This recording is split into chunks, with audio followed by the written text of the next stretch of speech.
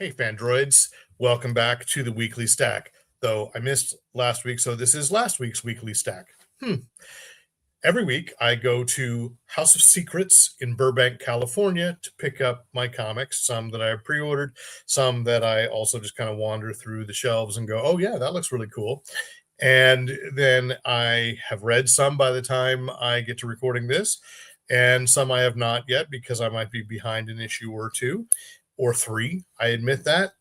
And so I try to catch up when I can. I'm going to start with something a little different, which is I'm going to start with a graphic novel that I tried to figure out if it actually did come out for the first time last week or if I just saw it on the shelves for the first time last week, because it does have a copyright of Lon Chaney's likeness is 2022, 2024, actually, I'm sorry, and the screenplay being used is 2014. So I think this is 2026. I'm going with it. What is it? I've had so much mystery. London After Midnight. London After Midnight from Source Point Press. And this is from a screenplay by Lon Chaney's great-grandson, Ron Chaney, and based on a story by Todd Browning and screenplay by Waldemar Young. The adaptation is written by Dirk Manning, and I totally get that. Screenplay writing and comic script writing are different things. It's not for everybody, and probably not for everybody if they don't have time to do both. The illustrator is Joshua Ross, and it's colored, such as it is, by Colin Johnson. And I say such as it is because it's really a chiaroscuro at best, which is not an insult. I actually kind of like the shading is a nice feel. So once again, you probably recognize this cover image, and that's what struck me was what a graphic novel explaining this. One of the great lost films. Now, I don't actually know if it's great because it's lost, but it's a Lon Chaney silent film directed by, I believe it was Todd Browning. And in 1965, a fire at MGM destroyed the last known prints. And so, again, this is kind of interesting. There's this movie I saw a few years ago with Charles Busch. I think it's called The Sixth Reel. And I know I have a review somewhere on Fanboy Planet. So, look it up. It was a really fun movie. And it's about someone has found the lost sixth reel. And now there are pieces of the film around, so people know. And obviously there are stills because people know what Lon Chaney's makeup looked like. But anyway, in the sixth reel, somebody asks Charles Busch's character, like, is it really that great? Because people are fighting over this. And he says, it could suck. We don't know. Because no one has seen it since potentially 1965. Anyway, now that I've read this, I think, yeah, it probably did. It's a very confusing story. And not that I blame the graphic novelists. I think that this is one that it was like it seemed cool at the time. I don't know. And it was remade as a movie called Mark of the Bat, which Bela Lugosi was in playing a vampire because by that time he was already very well associated with Dracula. So anyway, if you are a lover of horror film history, this is worth picking up, so you know. I gotta say that the artwork is a little. It's competent. There, I've said it. I just wasn't a huge fan of it, but I also suspect that there's a purposeful flatness to it because in 1927, Todd Browning would have had some major limitations compared to what we could do today with his camera. So I think that's part of it. And so, I want to give that its due and not unjustly, critique an artist. Because look, anybody getting any of this stuff done, it's impressive. So there we go. London After Midnight. I have this on a magnet on my refrigerator. Go figure. I'm going to go quick on this one. Absolute Martian Manhunter, number 8. I've talked about it before. My favorite, I think, of the Absolute titles, just because it's so wackily different. Writer is Dennis Camp, who definitely making an impact. Art is Javier Rodriguez, and the lettering is by Hassan Otsmani Chow. And that is also the letter on another great book of Beneath the Trees Where Nobody Sees. It's cool. Just go with it. All right. So that's that. This also, I think I can go fairly fast. Justice League Unlimited 15, which continues the terrific 10, which is feel like a magnificent 7. I'm sure that's why the title that Mark Waid chose on purpose. These are 10 members of the Justice League Unlimited that are time lost. They're from all over. Some are alternate realities, and you'll see why that's important. Mark Waid is the writer.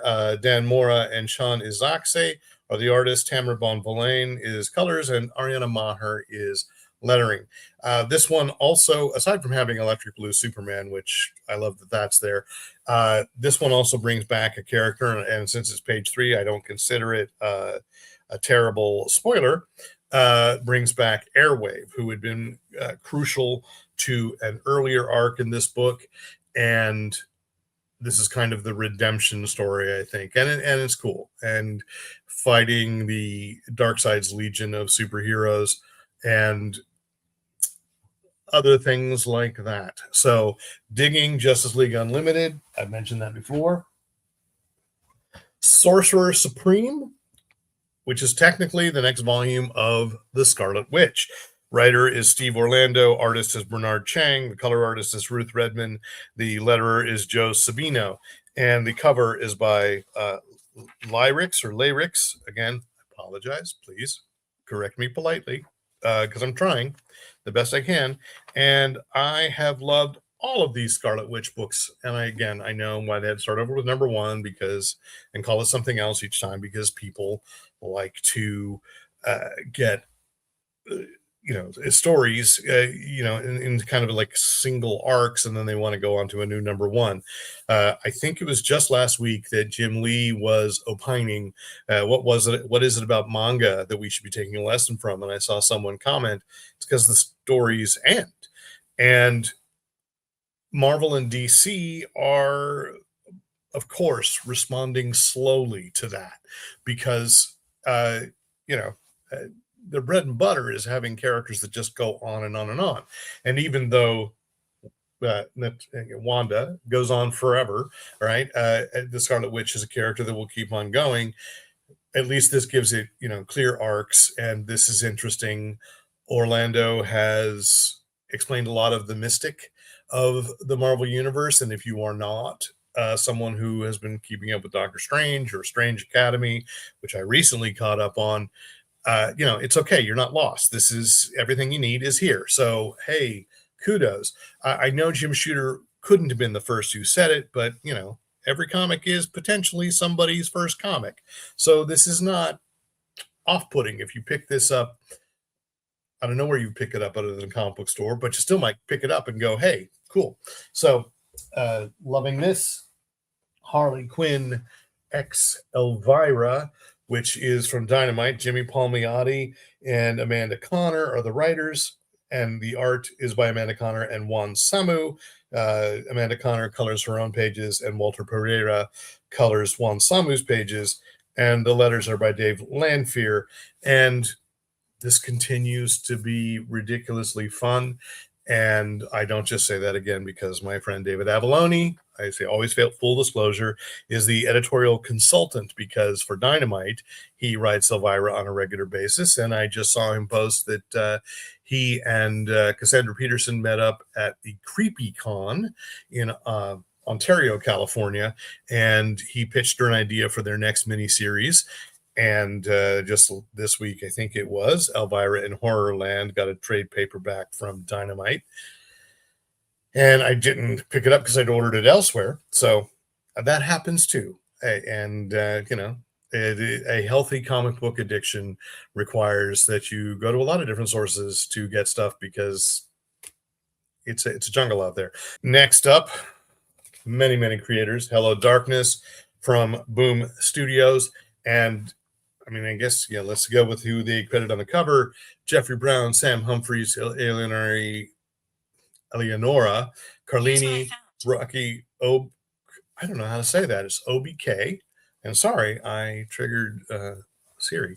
Um, Rocky Obk. It's OBK. Teenie Howard, Chloe Brailsford, and Robert Hack are credited. There's the beginning of um, a new serialized story in here as well. But I think in general, this is a terrific horror anthology, and I'd say overall, these have been this has been the book that overall has most satisfied me. The one exception I think in it has been there was a body horror issue, and the older I get and the worse the news gets, the less I'm interested in body horror. But I'll read it and watch it if it's good. So I did. Anyway, there we go. Oh, and there was a zombie issue, and I'm not a big zombie fan, though. Again, we'll watch and read. So love this. Let's see. The next one that I did read was the DC K.O. from last week. The Kids Are All Fight, and this is exactly that they are fighting Granny Goodness and the female Furies, and there are backstories to some characters I did not know, and that's okay. This is written by Jeremy Adams, who has been doing some incredible work. Travis Mercer is the artist, Andrew Dahlhaus is the colorist, and Dave Sharp is the letterer. And the cover is by Bruno Redondo. This is seeing what happens when the sidekicks enter the chat, if you will. Some of them have been of the time lost that Jeff Johns introduced, like the Boom, and I think Quiz Kid. So that was Mr. Terrific sidekick from the 40s that was forgotten, and the Boom is the forgotten daughter of Jay Garrick and Joan Garrick. Then there's Fairplay, who is the son of the current Michael Holt, Mr. Terrific, and Cheshire Cat, who is the daughter of Cheshire. That's right there. And Arsenal, the former Roy Harper. So this was really fun, and again, filled in some backstory. And I've read that they are considering that they will, return Jonathan Kent to being a kid at DC. And the young adult Jonathan, I think, has been a solid character. It is just, I guess, a little hard balancing out the Superman and Superman. Again, I'm enjoying the DC K.O. event. I'm not going to critique that any further. It's, again, these specials on the side are like the side stories that you wouldn't put in a video game, but they're still cool. Or maybe you would if you want to see the female Furies fight a bunch of teen heroes. I'm okay with that too. So anyway, man, I cannot wait for them to develop the video game. Next up, and we're now into things I haven't yet read, and this is to my shame. Drawing Blood number 10. I think this is coming to a close. Created by Kevin Eastman and David Avalone. The script is by David Avalone. The artwork is by Ben Bishop, and the inks are Jason Moore. Colors are Luis Antonio Delgado, and the letters are by Taylor Esposito. And there are flashbacks and hallucinations. That's the layout is by Ben Bishop. The final delineation is Kevin Eastman, and then the hallucinations, the layout is Ben Bishop, and the finals are Troy Little. I like that. So there's a consistency, but also a difference. The thing I love about this cover, and this is again, sight unseen, the interior is, of course, it evokes Maria, the robot from sometimes called Futura, from Fritz Lang's Metropolis. And because a plot through Drawing Blood is that the main character books is trying to produce a musical theater version of Metropolis. Now, I did actually talk to David Avalone about this, and he did not know there is kind of, I guess, a rock opera or an operacle, if you will. My friend Kevin Bradshaw coined that term for me decades ago, and I thought that's exactly right. It's opera and a spectacle. And so I think you can still find it on YouTube. Brian Blessed is in it. It's worth a watch. I don't think the music's all that great, but some of it is. There's a couple songs that, do you still say, slap with a metallic robotic hand. Okay. Next up, Justice League Red #6. This is bringing the story to an end, which is, as I said before, right? Now there's a neat trade paperback. If somebody wants to go into a bookstore and says, I'm looking for Justice League Red, there it is. And again, ironically, I have not read this. I think I'm 2 issues behind. It's by Saladin Ahmed. Clayton Henry is on the art. Arif Prianto is the colorist, and Lucas Gattoni is the letters. The cover is Clayton Henry and Arif Prianto, once again together, because it's consistent. I love this art. I like the idea because it's got, again, characters I dig. Aside from Red Tornado, who I think was in the very first Justice League story I ever read. That was the Who Murdered Santa Claus, and I can't remember what number issue that is, but 100-page super spectacular. I was hooked on Justice League from that moment on, and it also has Power Girl and a Green Lantern, and another character who offhand I can't think of who this is. So we'll see. And Cyborg, who's everywhere. He's almost like the Wolverine of the DC universe. Dick Tracy #15. I gotta catch up because these are such solid stories. By Alex Segura and Michael Moresi. Artist is Geraldo Borges. Creative consultant Chantel Amy Osman. Again, not really sure what role she plays. I could probably do a search and figure it out. Somehow I like not knowing. It's just a mystery. Dick Tracy would approve. Colorist is Mark Englert. The letterer is Patrick Brousseau. And I do love this book because it really did bring Dick Tracy up into the 40s. I was at the Glendale show, which is a little, I guess, swap meet or flea market of just old toys and vintage clothes and bizarre things. And I met a young man. See, I'm old enough now I can say that. A young man who had decided to build a Dick Tracy collection. And so we wrestled over some big little books. No, we didn't, because it turned out I had them all. But didn't know about this book. So, pick it up because this is a great continuation. And if you are someone coming to like later Dick Tracy, know that it got really weird in the 70s. But I do have my two-way wrist radio and it works, So Chester Gould was on to something.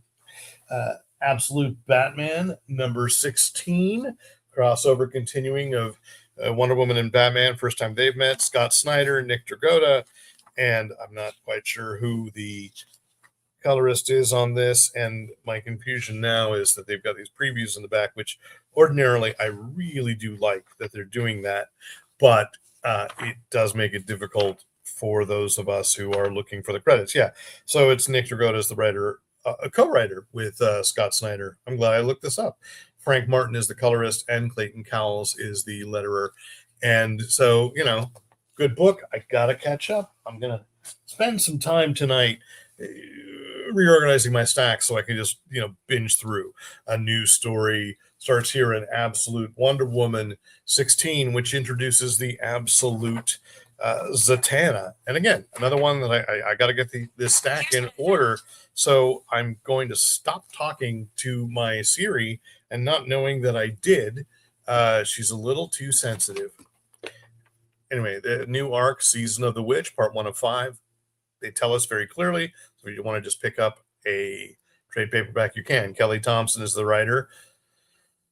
Thank you, Ms. Thompson. You have absolutely made me rethink everything I thought about Wonder Woman. And between her doing Absolute Wonder Woman and Tom King currently writing the regular Wonder Woman book, although I think really Absolute Wonder Woman might just be becoming the regular one. It's that good.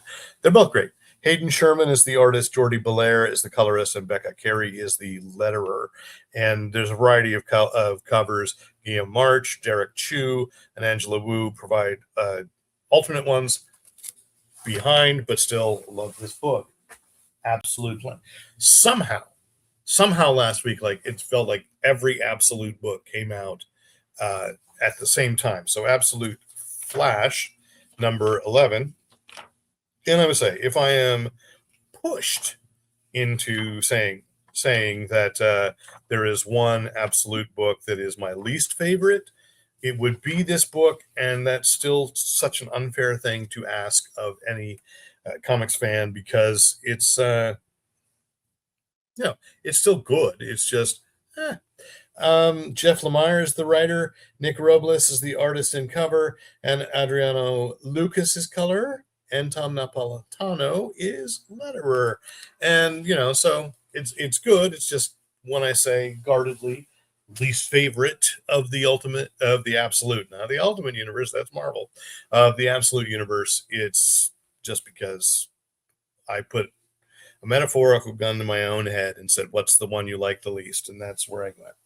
I picked up this, and I think this is a few weeks old, but I went on a kick of reading Stephen Graham Jones, and so this is Earth Divers. This is the omnibus edition, because I realized that I bought the third volume of Earth Divers as a trade paperback, and not realized that it was the third.